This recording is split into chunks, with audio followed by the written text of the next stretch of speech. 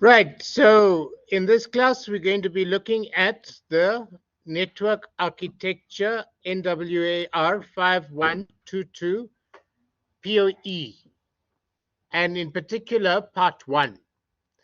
Now, before we start, we're going to go and look at Learn. So open up your Learn. On your Learn screen, you will see that you've got module information. So in module information, it tells us an overview of the chapter, and then it also tells us about the prescribed book. There's 2 prescribed textbooks. You've got slides for the first textbook, and then the second textbook is available on the library link on EBSCO host. So those are the 2 prescribed textbooks. In addition to that, they've got recommended readings on TCP/IP, on Hyper-V, on Windows Server 2016, etc. So there's additional resources that's available to you. You can click on the links and page through these resources that's available there under module information. Then if I click on learning units, I'm looking at a broad overview of all of the learning units that's covered in this module. See, in order to answer the POE, we need to have some theoretical knowledge, okay? We are not just going to Google blindly and find answers to the questions that are presented to us in the POE document. We have prescribed material that we need to familiarize ourselves on, and based on this prescribed material, questions are asked. All right. Now, what is the prescribed material? In Learning Unit 1, we need to know about what are network fundamentals. In other words, the growth of networks, advantages and disadvantages of networks, network models, data communication, protocols, and future networking. In Learning Unit 2, network standards and models. Why do we have standards bodies? So that it's basically so that all devices can communicate with each other, regardless of which manufacturer makes the device. The network protocols. Protocols are basically languages of communication. They contain rules that govern communication. In other words, how must the data be formatted? How fast must the data be transmitted? Must the data be encrypted, unencrypted? Must it be compressed? Any other formatting information is included in your network protocols. So if information needs to be displayed in a web page, for example, it needs to be presented in a specific format, right? Because we are using the HTTP protocol. So these are network protocols. We come across things like TCP/IP, we come across SMTP, transfer protocol, HTTP, etc. Types of networks, network architectures. Here they are speaking components of the network and how they interact. They focus on networking architecture models and then emerging technologies. Learning Unit 5 is going to look at network architecture and services design and implementation. So here they're looking at the server placement, the administrative tasks, the network design and placement considerations. So design is covered in this section here, right? Then in Learning Unit 6, network media and devices. Now we're talking about the different cables and devices that are connecting those cables, whether they are wired or wireless network technologies, right? So the media and devices is covered in Learning Unit 6. Learning Unit 7 covers network topologies. That means the physical layout of the network and the logical layout of the network. So network topologies is covered in Learning Unit 7. Then Learning Unit 8 looks at wireless and remote access networking. Remote and wireless. Wireless, we know we're all using Wi-Fi in the college.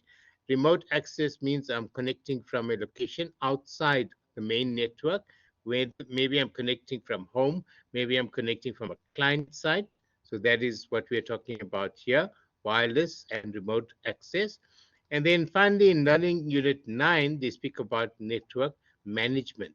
Here, they are looking at troubleshooting, control, and monitoring of the network security, and fundamentals.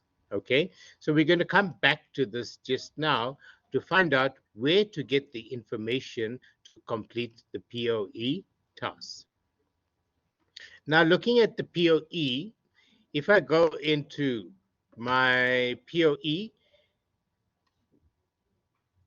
firstly, I can see that, am I looking at the right one? Yes, this is 2023.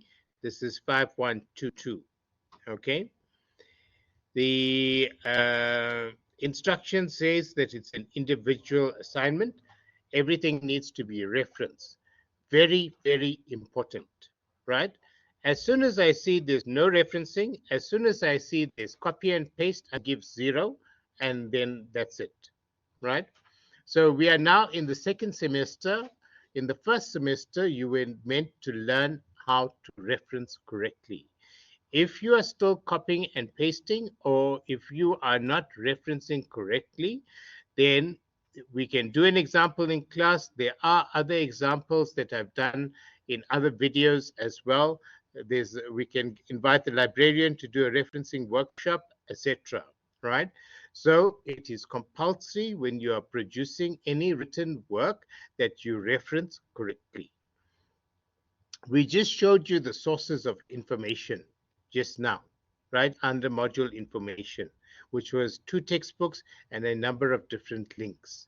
That's the references you need to be using when you're completing this POE, right? So POE, lack of referencing, will immediately get 0, end of story. So 0 means you'll fail, in case you were wondering. Okay, so if you're interested in passing, referencing is not negotiable. Then the other thing about learning how to paraphrase. How do you learn how to paraphrase? You read something, you tell the person next to you, what have you read? They read something, they tell you, what have they read? Right? We don't know. We read it together, ask someone else, or come to me to get an explanation. Got it? By design, this POE is intended to awaken your inner creativity as a network architect or administrator. You will be challenged to come up with a design to solve a problem in the South African IT environment. So immediately they're telling you you're going to design a network. We have provided you with some major problems South African IT environment is facing today, such as network security. So network security we came across in the last learning unit, remember? Yes, learning unit 9. So learning unit 9, network security, data backup, and disaster recovery or cloud migration. Cloud migration is taking all the local servers and moving it into the cloud so that it is safe, secure, and it has fault tolerance or backup. It is essential that you conduct research and analyze the environment before identifying a particular issue that you will address. For example, in the case of network security, you can decide to focus on combating cyber threats targeting small businesses in South Africa. What are they asking us to do? Research, right? Research on what? In this example, they said, what are cyber threats that apply to small businesses in South Africa? So go and do some research.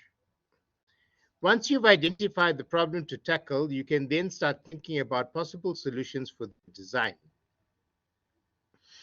It is crucial to speak to people in the industry and get their insights into current challenges that they are facing. Many of the sites have got online chats, they've got email addresses, they've got multiple ways in which you can communicate with the people at the companies. So they are asking us to do what? Interact with those professionals. You can even talk to the IT guys on the 4th floor, right? Firstly, you need to know that on the 4th floor there's an IT office, right? Then there's lots of support staff there. Go and speak to them. What are the threats? What are the challenges? What do we do about it at the college?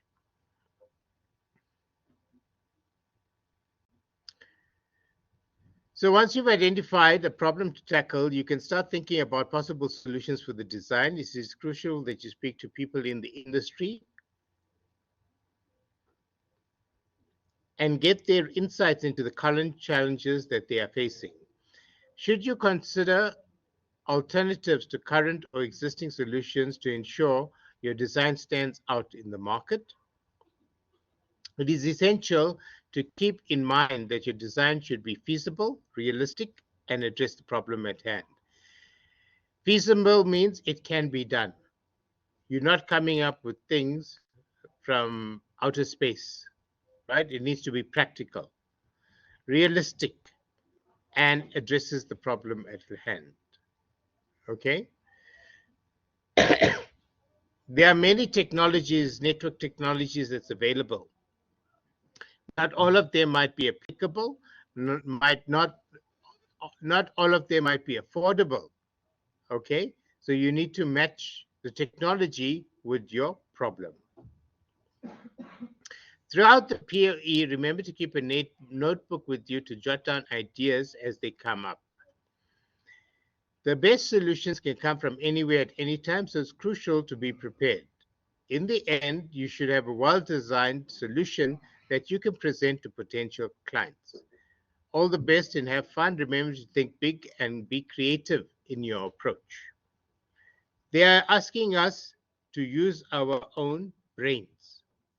They want us to use our opinion, our voice. So you can't find the answer somewhere. You need to come up with an answer from yourself based on what you have learned. So part 1 says the following, and we'll just stop at part 1 for today. Computer fundamentals is 40 marks. I'm going to go straight through the marking rubric and see what they're giving us marks for. So there's 4 sections here, A, B, and C. What type of network architecture would you recommend? So I'm going to have to make a recommendation on a network architecture based on the story that they've given me. They want to set up a network that spans multiple floors of a building. So it's like a building like this, we got multiple floors. They are concerned about signal degradation. Signal degradation means if, let's say, in this classroom, we've got a wireless access point here. So we can all connect to the Wi-Fi. If this wireless access point was far away, the signal will be very, very weak. That means signal degradation. Does that make sense? Okay. If a device is too far from a network component, the signal has a long distance to travel. Chances are the signal is going to be weak. That's what they're talking about with signal degradation. So you're concerned about signal degradation and want to ensure a strong and reliable connection between devices. What type of cabling would you recommend and why? So they're talking about cabling here. Cables have a certain length. They might be 100 meters. It might be 200 meters, depending on the type of cable that you're using. If you are connecting a device that's more than 100 meters away, you're going to have connectivity problems. Can you see? So you need to know what is the capacity, what is the minimum, maximum length of these cables as well. Then C, they have multiple departments that require separate network access. Multiple departments, separate network access, and security measures. They want to ensure that each department network's traffic is kept separate from others to prevent unauthorized networks. So we're going to have network segments. In other words, only devices on this network can see each other, can connect to each other. If we want to connect to any other network or any other floor, we need to go via a network device, like a router or a switch.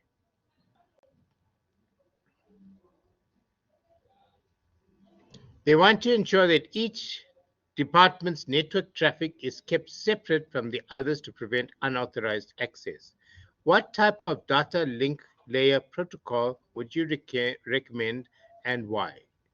So data link layer protocols, now we will come across the OSI model. The OSI model is a networking model used to understand how data communication happens on the network. So how does data communication happen on the network? We can break it down into 7 different layers. On layer 1, it's the physical connection, which would use the cables. It should use hubs, which would use network cards. That's the physical layer. The layer above that is called the data link layer. Okay? At the data link layer, we have devices such as a Mac, sorry, a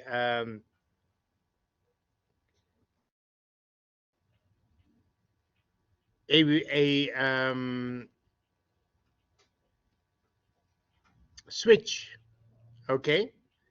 And the switch works on MAC addresses, MAC, Media Access Control. Now, the switch is aware of which devices are connected to which ports and can direct traffic accordingly. Then it can, which protocols are working on the data link layer?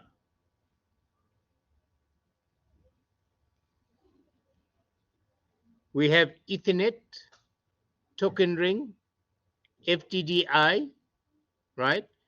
Depending on the cables that we are using.